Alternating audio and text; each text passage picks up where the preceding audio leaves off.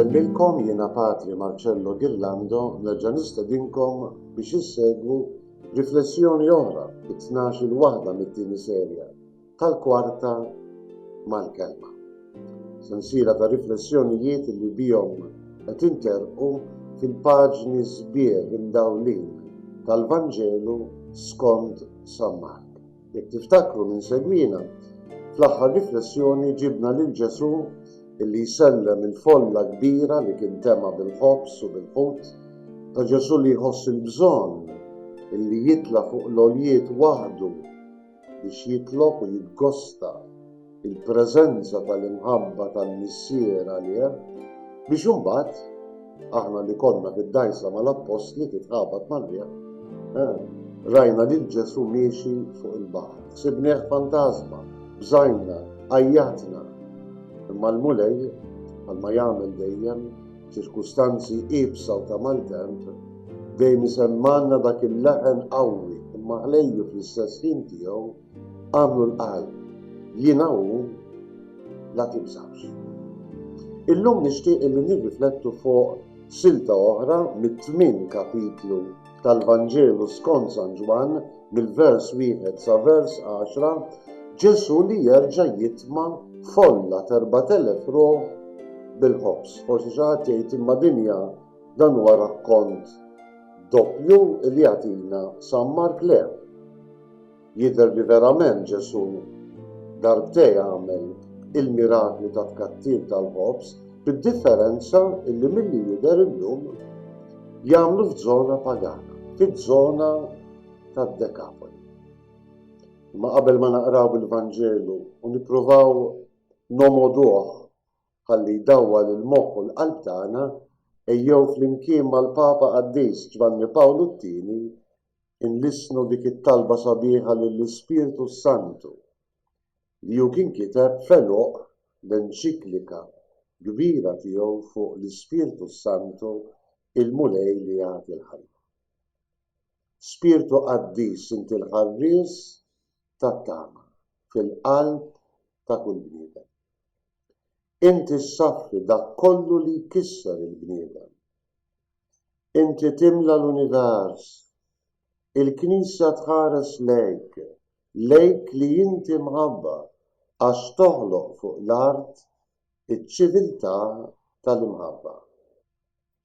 Int, spiritu ta' slim, imla l-univers bl-imħabba u l-paċi. U minn qalbna ngħidulu ejja Spiritu Qaddis. L-Ispiritu Santu huwa dak li nebba lill-awturi sagri biex jiktbu il-kodba mqazza.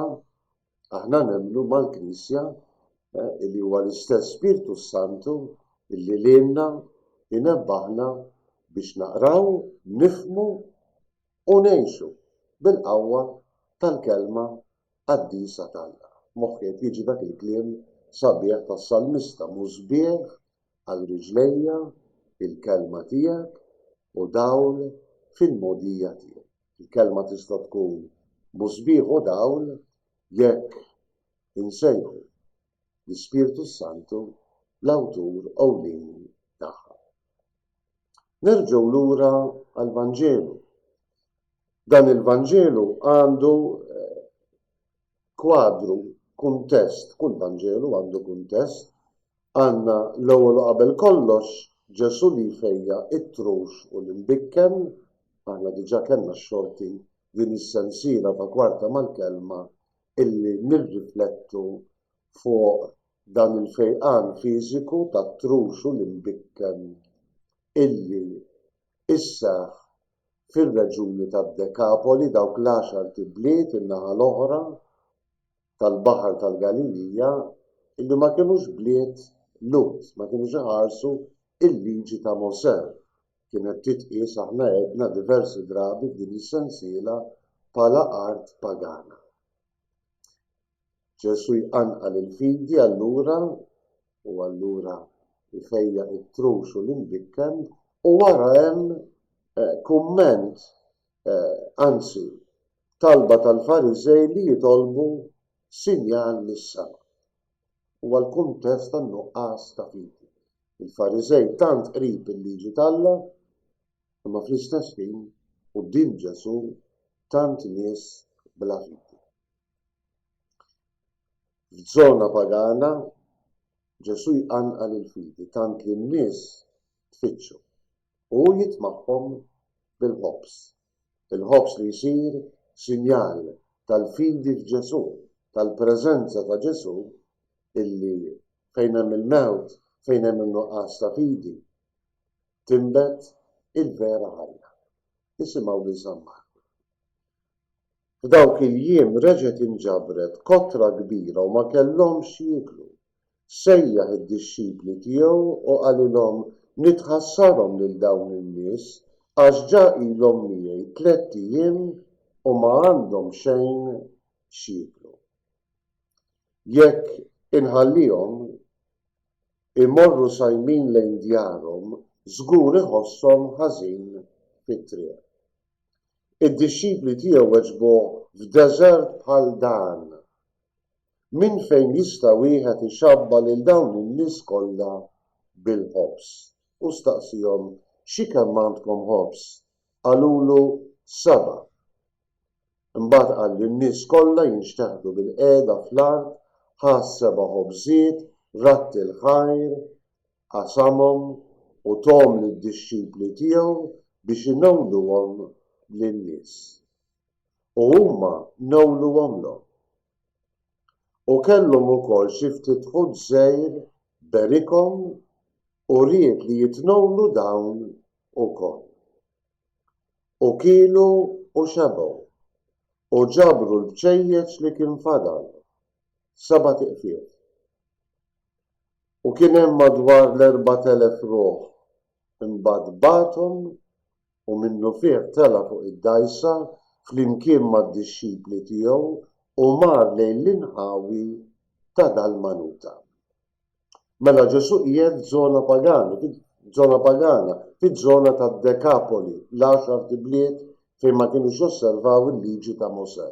Xorta waħda il-preżenza ta' Ġesu għanqlet il-fidi. Iftakru ftit waħda mill-ewwel riflessjonijiet tagħna meta Ġesu jkeċċi l-leġjun mill-imxajtan ta' Ġerasa fl-inħawi tad-Dekapoli u Ġesu kien bagħtu ma ridux bħala dixxiplu, però kien bagħtu mur id-dar u xandar dak li jagħmel miegħek il-mulej u kemm wera miegħek ħniena. U jekk tiftakru, San Mark kien għala dik is-silta meta qal u dak xandar mad-Dekapoli kollha, dak kollu li kien għamel miegħu Ġesu.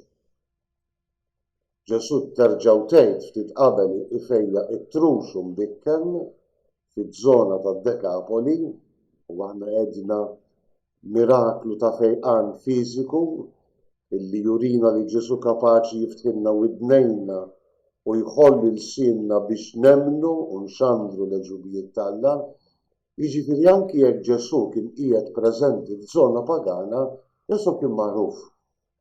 U mhux biss kien magħruf tal-li n-nies anki jekk ma kinux lut, jekk probabbilment ma kinux lut, imma pagani mhux fis-sens li ma kellhomx Alla ta' imma jemmnu b'ħafna Allat.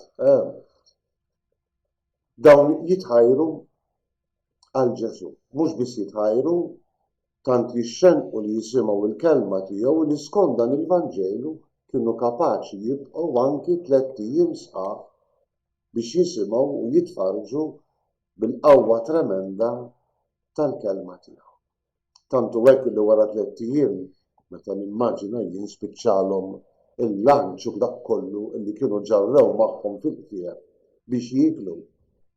Ġesu jgħid San Mark jgħid nitħassarhom lil dawn in-nies għax ġa ilhom miegħi 3 ijiem u m'għandhom xejn x'jieklu. Araw il-kompassjoni tal-qalb ta' Ġesu.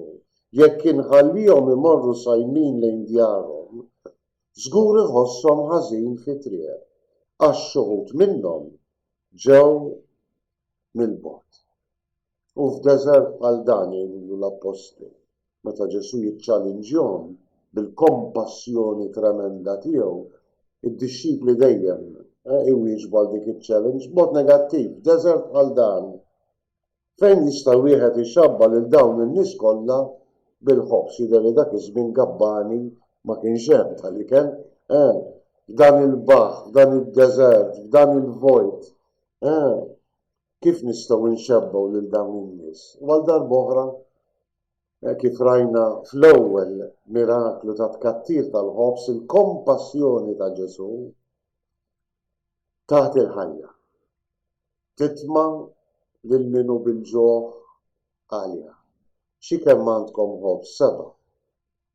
Għal darb'oħra bħalma għamel fl-ewwel sinjar, Ġesu ħass 7 ħobżiet, ratt il-ħajr, qasamhom u tom lid-dixxipli tiegħu biex inawluhom lin-nies u huma nawluhomlhom. Interessanti wkoll li kien hemm xi ħud żgħir illi dawn Ġesu berikhom u ried li jitnawlu dawn ukoll.